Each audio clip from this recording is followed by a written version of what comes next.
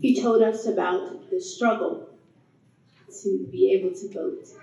And even after he was registered for 9 years, went to the ballot in Wilmington, North Carolina, but still wasn't allowed to vote.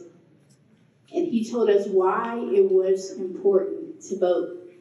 He told me, as a fifth generational pastor, that my vote meant just as much as a prayer. Because while my prayer may change my relationship with God, my vote changed this world.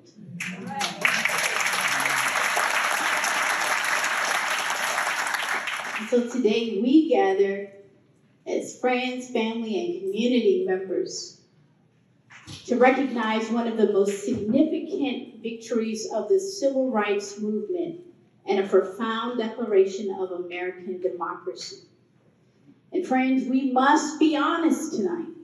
This legislation was not gifted to us. It was earned through sweat, sacrifice, and sheer moral courage. It was won partly on the Edmund Pettus Bridge in Selma, where people of every age and background stood against hatred and brutality to affirm the dignity of the vote. As the late Congressman John Lewis, a hero of that bridge, once said, "The vote is precious. It is almost sacred. It is the most powerful nonviolent tool we have in a democratic society, and we must use it." The Voting Rights Act gave legal power to that sacred tool.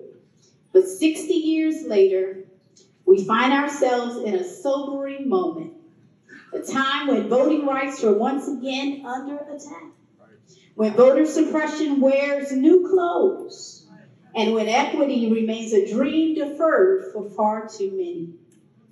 So let us be clear today as we gather. We don't gather just to shake hands and to network. But as we gather tonight, we must be clear that honoring the Voting Rights Act is not just to remember it, it's to defend its purpose.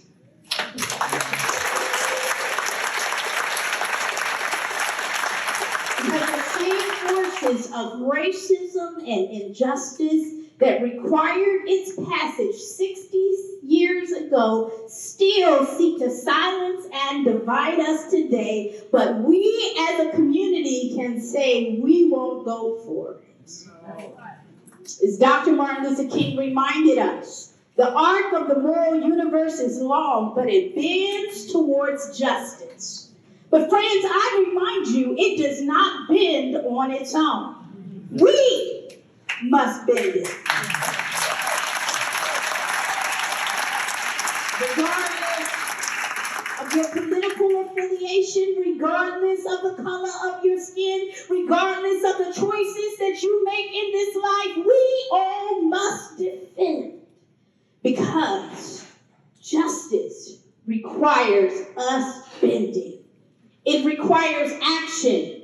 It requires truth and an unrelenting commitment to anti-racism and justice in this world. And so today, I challenge you that we must fight for accessible, fair, and inclusive elections. Somebody ought to say amen. We must demand policies that affirm human dignity and racial equity. And friends, we must do this work together. Yes. Amen. John Lewis also urged us to make good trouble, what he sometimes called necessary trouble. And so we must, because the dream of an anti-racist, just society is not simply a relic of the past, but it is a calling for our present and a hope for our future. So let us link arms like those who came before us. Let us vote, speak out, organize, and refuse to be silent. Let us protect not just the laws of democracy, but the very soul of it. Because our children, our grandchildren, and generations to come depend on what we do right now. So may we keep walking May we keep marching. May we keep making good trouble and keep the promise of justice alive for generations to come.